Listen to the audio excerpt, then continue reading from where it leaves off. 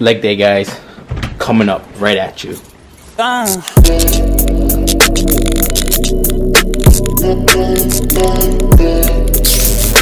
Alright guys, welcome back for another commentary for my lower B day.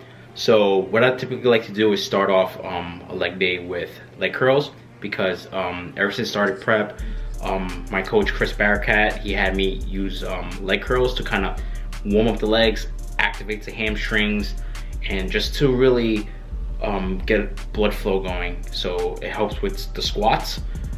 Typically there's pros and cons, because whenever you do hamstrings first, you're typically pretty sore. So one of the pros is when you do it first, you're more fresh. The mind muscle connection is definitely more intact. So you definitely feel every rep. So here I'm actually warming up with squats. I'm doing one plate just to warm up, because the last time I did 4x5s, that was the day I caught the flu. So this has been what my second time squatting ever since not squatting for like the previous 2 months. So it's been a rough 2 months, but the new year's here and I'm here to really just trying to get back on the train, get back on squatting, building my legs. So my next set of warm up, it's going to be a plate and a quarter. So I typically like to gradually increase the weight, because I do not like to just jump straight into like 3 plates. And besides, I have been really training them consistently. So to be honest, I was a little bit nervous. Leg day used to be one of my favorite, but ever since skipping so many leg days due to life situations, it was just kind of daunting in my head. So, you know, just like everyone else, I fear the bar sometimes. And it's normal, guys. It's normal to fear the bar. Next, a plate and a quarter felt really good. Typically they usually feels good. I just make sure the movement's good, my knees are good, my form and technique is good. So next we warm up with 225s, 2 plates. And that's getting closer to my previous 4x5, because the last time I did 4x5 before I was sick, it was 2 plates and a quarter, 275. And that was pretty brutal. So here, again, they feel great. The leg drive, the mind muscle connection, I was really able to hold it. So since my rep range today will be 5 reps, typically when I like to warm up, I like to hit about 3 reps, 3 to 5 reps. 5 reps in the beginning if it's lighter, like a plate. And as I'm progressing to closer to my working sets, I like to do 3 reps, because I don't want to tax myself out before the lift itself. So 225 felt great. Slapped on another two quarter, which was 275. My previous 4x5s working set right here. So again, I typically like to warm up to see how it was. If it was tough, it would have been a working set. That's my first rep felt good, second rep looked good, and it just felt easy. It wasn't that bad. And typically whenever I could do the weights without putting on knee sleeves or wraps or the belt, it's light enough and it's a good sign. It's a good sign for me to add on more weight to the bar, and I was very pleased. So the first set of working set today, I believe was, I think I was still trying to see how it was. So 275 felt pretty good. So I add on another 10 on each side. And as you can see in the video, I threw on my sleeves and my wraps and my belt, because I like to be safe first. I know the new thing is now doing everything beltless and sleeveless, but again, I'm here to, longevity is key for me, and I don't want to risk getting hurt. So just in case this would have been a working set, I geared up just in case, because I do have 4 working sets. And again, these felt pretty good even with all the support. So as you can see, first rep, boom, out of the hole pretty quick. I was really surprised. Second, felt pretty good. And I remember just thinking to myself, like, wow, I was really surprised it felt good, because the last time I did this about 2 weeks ago, or three weeks ago, or before Christmas, 255 was brutal. Like 275 was brutal. I'm sorry, 2 plates and a quarter. It was really brutal, and I was surprised how easy it went. So here I threw on 3 plates, 315. I remember telling Maggie that day, I was so nervous. I was like, babe, I haven't done 3 plates in a while, and I'm kind of freaking out. But after doing that set before, it felt so easy, where I used it as a warm-up set. I didn't go crazy.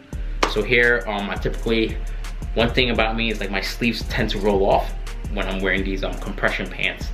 So I take my time to set up, no rush. You know, usually typically for me, whenever I do like a lift off, you could tell by the lift off if it's gonna be a good set or not, because if it's too tough, you just can't get it off in time.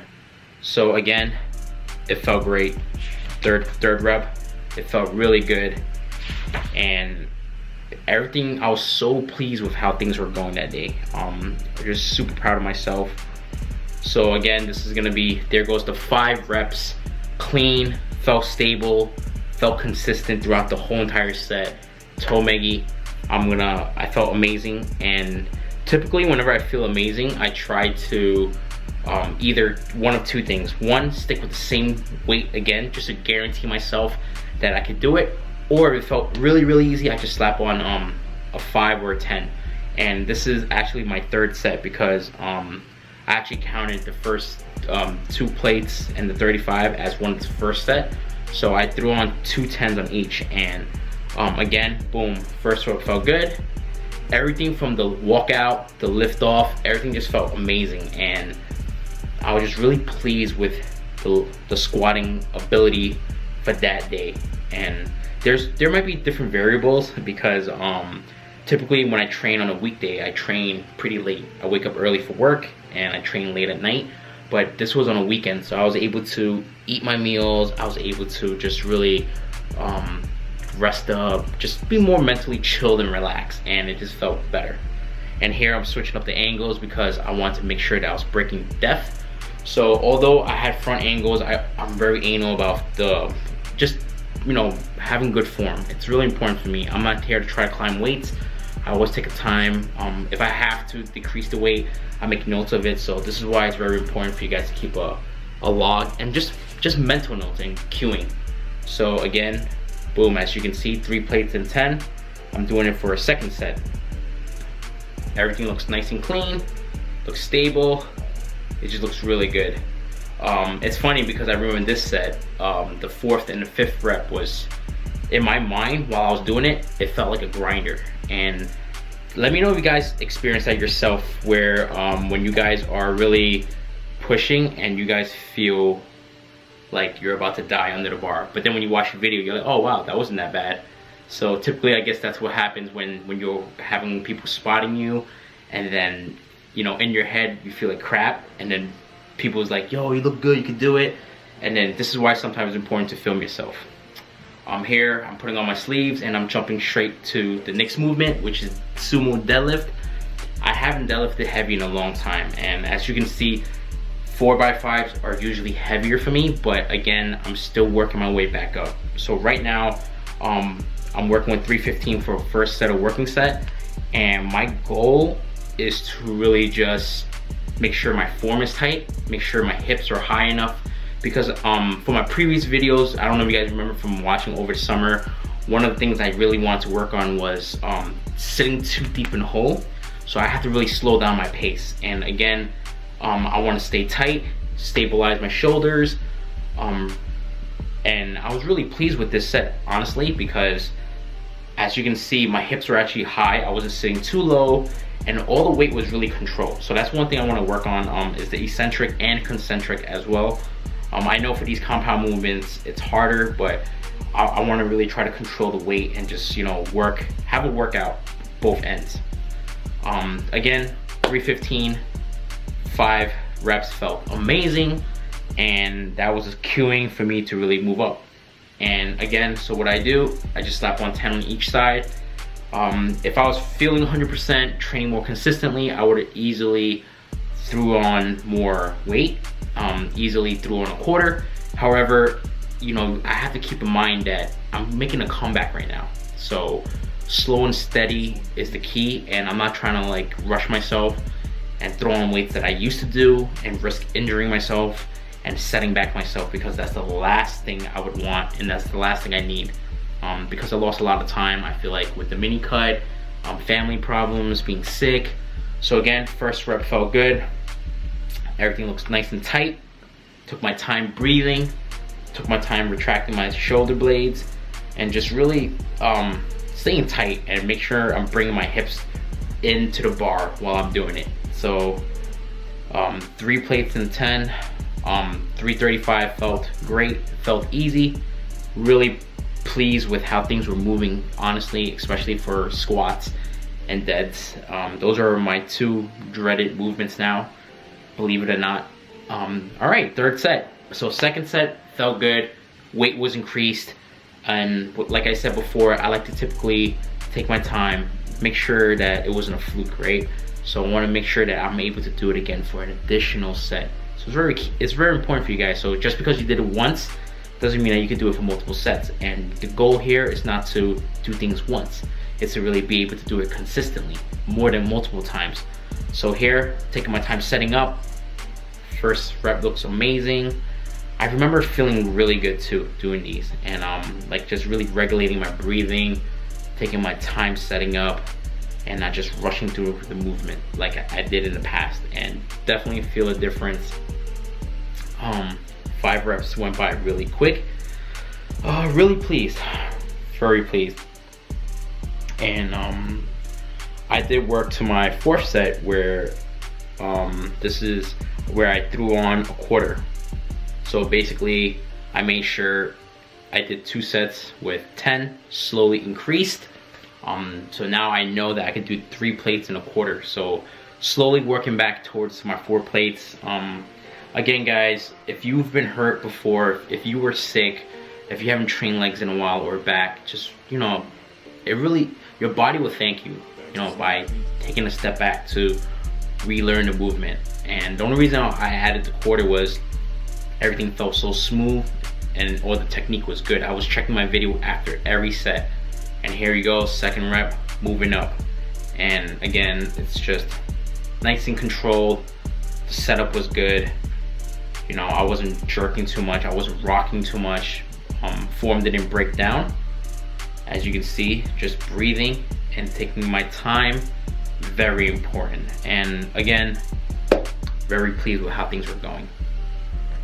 So after I did sumos, I typically move into standing calves, and also I superset that with a ab movement, because typically it's around the same area in the gym, and I just wanted to do something that's more convenient for me. One of my goals for this off season is to really try to bring up my calves and just really bring up my glutes. So I'm really not focusing too much on the weight, but really focusing, like as I mentioned before, on the eccentric and the concentric of the movement, getting that nice stretch, that nice hold. If you do these correctly, the weight is good, but you know, any weight, your body, your calves will feel like you need to cramp up. So I usually typically just superset a leg move, an ab movement, where I'm trying to work on the core as well, as this is one of my goals too, to build up my core, just to come in with more mature, developed abs. So again, I've been really liking these standing calves a lot. I go moderate weight, nothing too crazy. I don't go too fast.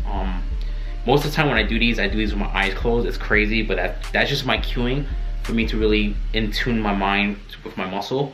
I guess some people look at me in the gym like, what's going on? But hey, whatever works to each of our own, right?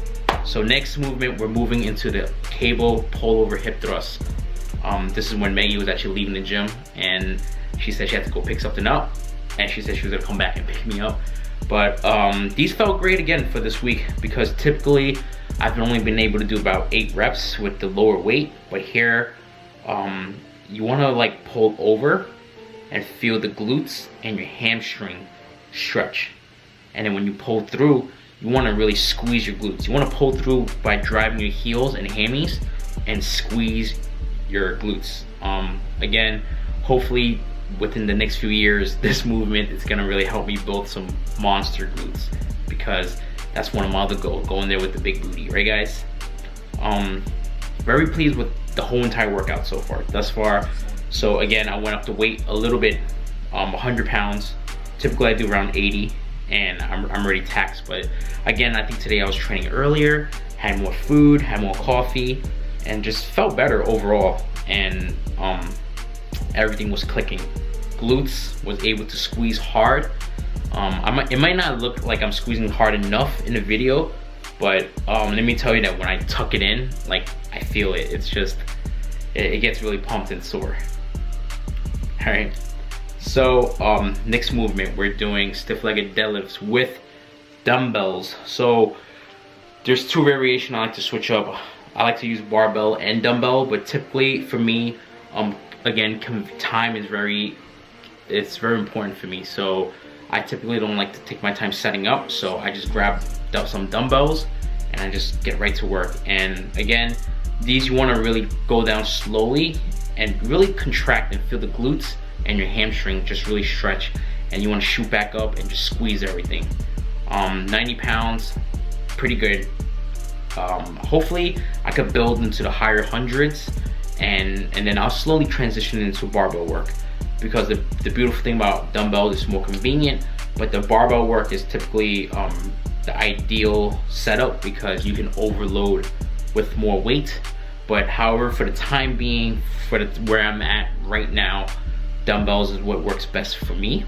You can try it out with barbell, but if you do, you gotta just set it up with lower weights just to make sure you feel the stretching and the contraction. Very important. Next movement, so the next set, we move into 95 pounds. And here I'm talking to one of the young guys from the gym, Nate. He works there, really cool dude. He's in high school, he's training to be, he plays basketball, so he's training for more explosiveness. And here we're just talking about different goals. So it's important to work with these guys to talk about what's important and patience and progress. All right, second set, 95 pounds. I have to switch up the angles a little bit just to make sure you can see everything. Again, everything's nice, stretched and tight. So you want to really just feel your glutes stretch, your glutes and your hamstrings.